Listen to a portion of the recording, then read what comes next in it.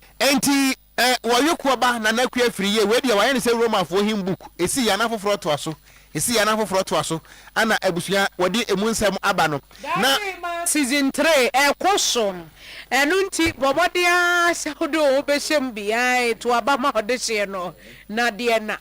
to aba ma ɔde hyeɛ no ɛyɛ star 920 star 55 hash mepatwo kwasi ada biaa awia no mmiɛnsa pɛpɛpɛpɛpɛpɛ na ɛsɛ yɛahyɛ program na sɛ woanhwɛ bi a ɛdoada ɛna okuada nwummere 7 wɔmo ɛbɛsɛ yi biem enti yɛ ano wahwɛ na dwumadie yi ɛyɛ feto mo party clinic wɔmo na so yɛ asene frɛ 0244 583 859 sanso ɛna wo pɛ sponsor program no nso abɛfrɛ number 0242 087 473 na abusua ɔde hye bi se wɔpɛ ɛdan antene mo wɔ han mepatwo wɔpɛ te sɛ bia one room self-contained wɔpɛ no biaye bi te sɛ adum so ahu anaasɛ biaye bi a ɛbɛn adum so ahu nti mo a mo bi no efie wurafoɔ yɛsrɛ mo ada mo ɔdan no bia na mafrɛ 0244 490 another 490 number yɛ da efie tepe tuition wɔkyena mepatwo 0244 490 wɔpɛ one room self-contained na kyerɛ sɛ single room self-contained nti ɛbɛsrɛ mo ada mo a mo bi no na mo ayɛ yɛn mmoa afei nso partner sɛmpɛ dwumadie yi mituam misim mihyɛm poti mepatwa partner sɛmpɛ ɛyɛ dwumadie a Promise Broadcasting Limited yɛahyehyɛ na yɛde ɛba ampaye bedwa December bosomi ya ne da ɛtɔ so aduonu ɛbɛkɔ so ɛwɔ Mikado Plaza na saa da no yɛ memene dɛnti adeɛ akyi a wonkɔ adwuma so ahu ɛno nti mommɛbɔ name so ahu ɛno nti mo a mo ne madɔfoɔ ɛba no ya mɛma no momhyɛ suit black na ina no nyɛ white na tie no asa fafrantɔ no momfa nti mo minim sɛ tapoli na momfa mmra na afei ɛma no nso monhyɛ dinawɛ monhyɛ sɛ mokɔdi dinawɛ monhyɛ mfa mmra na ɛbɛyɛ dɛ hɔ bɛyɛ kama double mobetua 500 Ghana cedis ana single te say yen so hu yen so betua 300 amoate mo 500 minister of boy tell 100 kwa on beja mai enti saa na ebe no ane ayen saa na akasafo no eye pastor Patricia Morgan Shen ana Bishop Dr. Stephen Tufo wo mo na ebe ya kasafo ho na anwumere no num na Mikado Plaza ho aye ma se be se twom kyerɛ nya sam ketewa na maka mesenya dwumadie wo yase ane yɛbɛbɔ wɔ soro ne mefie ɛne kyekyerɛ ɔbonsam ma me dabi ɛhɔ yɛ mɔkurugu enti wo ba no fa hyɛ wodim sɛ yɛbɛbɔ wo anwum a ɛkandofoɔ bɔ mu so ɔhu nanatofoɔ mo ne adeɛ ɔhu dada kede mo kwadwa ntwi mo dade lumba mo mo pa brofo nyo de cylinder awuram ewo mu abɛte no dade lumba de abɛwom ne nyina ne adeɛ na afei so ɔhu yɛ mamo aduane assorted drinks enuane ahodoɔ so ɔhu ice cream yogurt amoaten emfa China phone nso because abre no yebetwa selfie high adwen kura high adwen menu twa na so ɔhu afia bro ne mo ba ne adeɛ afia ba no aso akontansa kama na adnaba na mepacha mo a mo pese botwa selfie ni adeɛ no oba no a charge of phone ye wo 360 video booth ho no ana photo shoot special stands ni nyina wo ho live band kama amachire demo tuatua mu a red carpet ho no wo hyehyua polish ho emfa medo mawu ma ho patopi if you anya no ano warning me pato mo penkyerɛkyerɛ mu bia no a no afre 0506 044 834 and 0249 72 5017 enti afia nyame adoma so wo yade yinka bo eto asoteo woni ati yimpa so wo1 retired amwa okan krom nana okofo anoche frimpon sante hene ewo asokore afei enuanum nana ejeyi bedu Apostle Thomas Yanchira Oyerepa FM Oyerepa TV openi ekuya akoko ediyo Emma Pastor Adade Boateng South Central Conference Kumasi Osei yaw Adade penyi kwankyerefo wada Twins Bakery ano maame pokuya wo UK Faustina Nyako adade eye matron ewo Konongo Wesley High School ebusuesi wo made nyina Madam Faustina Mary Asma eda ya wansori dodo na afre no FM ye maame nyemfinhie de wotwe na yie no eye ya wada December bosome de to so duba akona kire se wo kyenechi ya ewo no ani fie be afidwase musieye no ahomache no nan kosi anopa no ndu na fe wono akwaye efusum no ama no ewa Asokore Methodist Park ne so a omu wie pe omu de no beko Asokore ogwa musieye akope no korabia na fe busua ba betena se ewo Asokore Methodist Park efri ewia prem to bre kosi enwumre no nsia kwesi ada no so wo mbekọ Asokore Methodist eye park ho na wono masanso akwa akohia ewia prem to bre eye we kwa de efiada mum efiada ya wada no eyi ne bekoso na ni fiada no wo mo sanso akwa akohia wa Asokore Methodist Park ne so efri ewia prem to bre kosi na enwumre no nsia so na wo mo satoa eyi ne so na afa memenda no efidwase SD Central eye Church eho ena sedasom ebekoso anopa no wotwe enefa eno nti ebusua yenkoja na eyie yenkoja kase boni nkai boni nyina ye DC ya sore amampanyi atena se ye voice da ema orai ma no odro Korea semufo chief executive producer eye Jimmy Cliff afei edem ha no